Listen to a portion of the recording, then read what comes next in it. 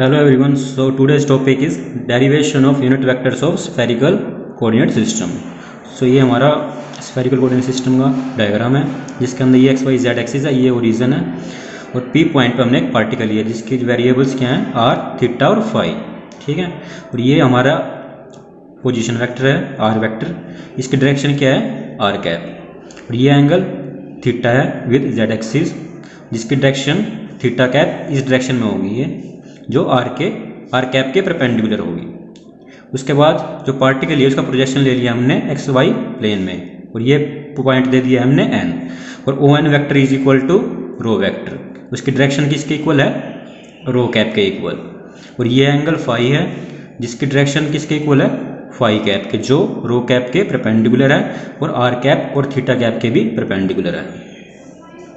इसके बाद x Y Z की हमने जो वैल्यूज़ हैं ड्राइव कर ली थी, जो फर्स्ट वीडियो आई थी इस यूनिट की उसमें हमने इसकी वैल्यू ड्राइव कर ली थी। इसके बाद आर वेक्टर की सिंपल वैल्यू लिखेंगे, क्या कैसे लिखेंगे एक्स आई कैप प्लस वाई जे कैप प्लस जेड के कैप। तो एक्स वाई जेड की तीनों वैल्यू इसके अंदर पुट कर देंगे जिससे हमें आर वेक्टर की वैल्यू यहाँ पे कैलकुलेट कर सकते हैं। तो ये आपकी आर वेक्टर की वैल्यू आ गई है जिसके अंदर जो आर कैप है lies in O M P N plane, जिसके अंदर जो थीटा कैप है ये भी सेम प्लेन में लाई करता है O M P N plane पे।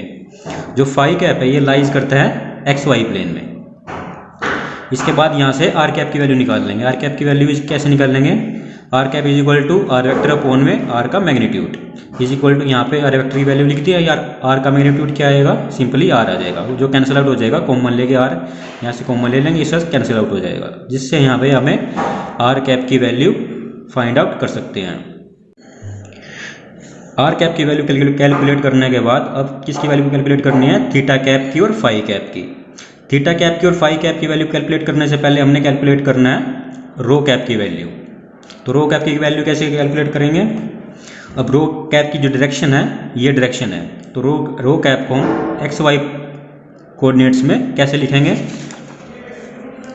तो rho cap is equal to rho cos phi I cap, क्योंकि जो रो कैप है किसके साथ एंगल बना रहा है ये एक्स एक्सिस के साथ, तो ये इसके अबाउट कंपोनेंट कौन सा हो जाएगा रो कोस फाई और वाई के अबाउट कौन सा कंपोनेंट हो जाएगा रो साइन फाई।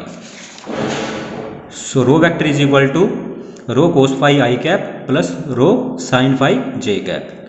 तो यहाँ से रो कैप की वैल्यू निकाल लेंगे, rho cap is equal to rho vector upon में रो वेक्टर का मैग्नीट्यूड, तो इसकी वैल्यू पुट कर देंगे अपॉन में रो मैग्नीट्यूड आ जाएगा, जिससे ये कैंसिल आउट हो जाएगा कॉमन लेने के बाद।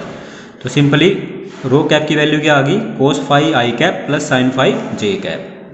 अब इसके बाद कैलकुलेट करेंगे फर्स्ट हम थीटा कैप की वैल्यू, उसके बाद फाई कैप की वैल्यू। सो थीटा कैप की वैल्यू कैसे कैलकुलेट करेंगे, यहाँ पे मैंने सिंपली जेड एक्सिस ले ली है, ठीक है। उसके बाद यहाँ पे रो कैप की एक्सिस ले लिया यहाँ पे जो उसके परपेंडिकुलर है जेड कंपोनेंट, जो जेड एक्सिस है ये परपेंडिकुलर है रो वेक्टर के, तो यहाँ पे हमने जेड एक्सिस लिया है, रो वेक्टर की डायरेक्शन ली है और यहाँ पे जो आर वेक्टर है इसको लिया है तीनों को। तो ये जेड एक्सिस होगी, ये रो वेक्टर की डायरेक्शन होगी यानी कि रो कैप, और यहाँ पे आर वेक्टर आ गया, ये हमारा पी पॉइंट है जिसपे हमने पार्टिकल लिया हुआ है। ये आर कैप की डायरेक्शन होगी इंक्रीजिंग आर वेक्टर की डायरेक्शन में, और ये थीटा का एंगल है, तो इसके अबाउट जो थीटा कैप की डायरेक्शन होगी वो इसके परपेंडिकुलर होगी। तो ये डायरेक्शन हम यहाँ पे ले लेते हैं ओरिजिन पे, ओरिजिन के अबाउट। तो ये डायरेक्शन हो गया हमारी थीटा कैप की। अब z एक्सिस परपेंडिकुलर है रो कैप के और ये एक्सिस परपेंडिकुलर है थीटा कैप के। अगर दोनों के बीच में ये एंगल थीटा बन रहा है तो यहाँ पे भी एंगल थीटा ही बनेगा। सो थीटा कैप को हम एक्सप्रेस कर लेंगे in terms of rho cap and z axis यानी कि K cap. So component of theta cap along rho cap is equal to क्या होगा, इसका मैग्नीट्यूड थीटा कैप का 1 होगा, तो 1 इंटू में कोस थीटा इंटू में रो कैप, यानी कि 1 इंटू में कोस थीटा इंटू में रो कैप। सो 1 इंटू कोस थीटा इंटू में रो cap. Similarly component of theta cap along Z axis यानी कि के कैप की डायरेक्शन में, तो कैसे लिखेंगे 1 इंटू में ये एंगल कितना हो जाएगा 90 प्लस थीटा, सो 1 इंटू में कोस 90 प्लस थीटा इंटू में के कैप, यानी कि कोस 90 प्लस थीटा इंटू में K cap. So cos 90 plus theta is equal to minus sine theta के कैप। तो यहाँ से थीटा कैप की वैल्यू क्या आ गई रो कैप कोस थीटा प्लस के कैप माइनस साइन थीटा। तो यहाँ पे जो रो कैप की वैल्यू है तो हमने कैलकुलेट करी थी अभी, यहाँ से उठा के इसको यहाँ पे पुट कर देंगे। तो थीटा कैप की वैल्यू क्या आ जाएगी, कोस थीटा कोस फाई आई cap plus cos theta sine phi जे कैप माइनस साइन थीटा के कैप। थीटा कैप की वैल्यू कैलकुलेट करने के बाद किसकी वैल्यू कैलकुलेट करेंगे, फाई कैप की। सो ये हमारा एक्स वाई प्लेन है, ये रो वेक्टर है जिसकी डायरेक्शन किसके इक्वल होगी, रो कैप के। सो ये एंगल फाई है तो इसकी डायरेक्शन क्या होगी, ये होगी, यानी कि रो कैप के परपेंडिकुलर। तो ये डायरेक्शन किसकी होगी, फाई कैप की। तो इसके अबाउट यहाँ पे एक्सिस ले लेंगे, एक्सिस एक्स होगी, ये वाई एक्सिस होगी।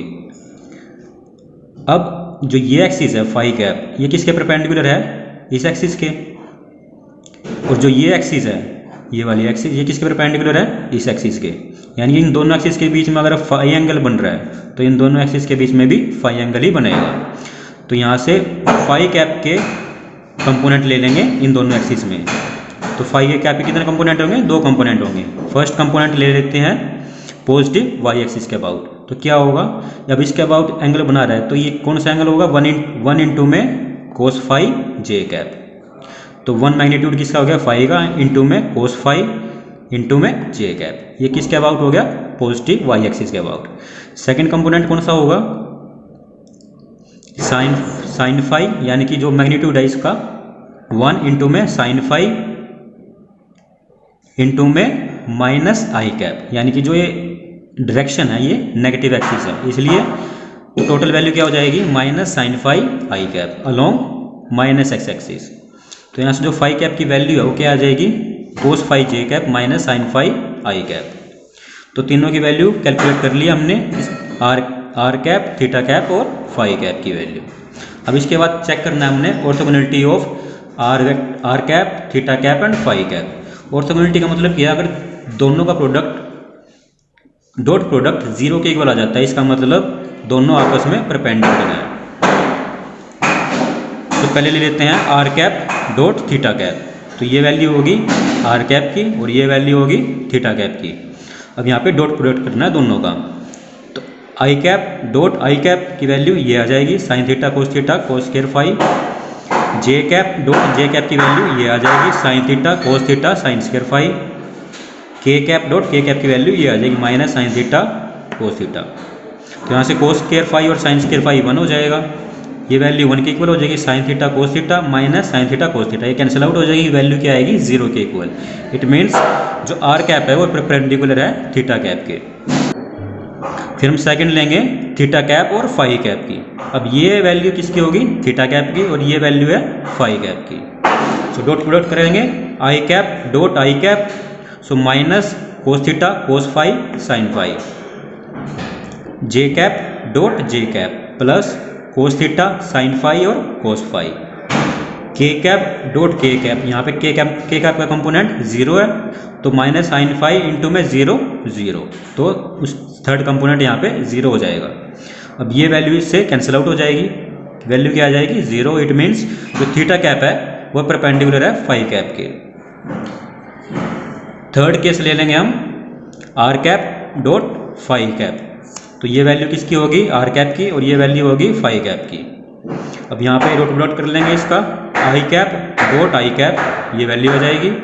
जे कैप डॉट जे कैप की वैल्यू ये आ जाएगी, के कंपोनेंट की वैल्यू 0 आ जाएगी यहाँ पे। तो ये दोनों वैल्यू कैंसिल आउट हो जाएगी, आंसर क्या आ जाएगा, 0। इट मीन्स ये भी परपेंडिकुलर है दोनों आपस में, यानी कि आर कैप परपेंडिकुलर है फाई कैप के।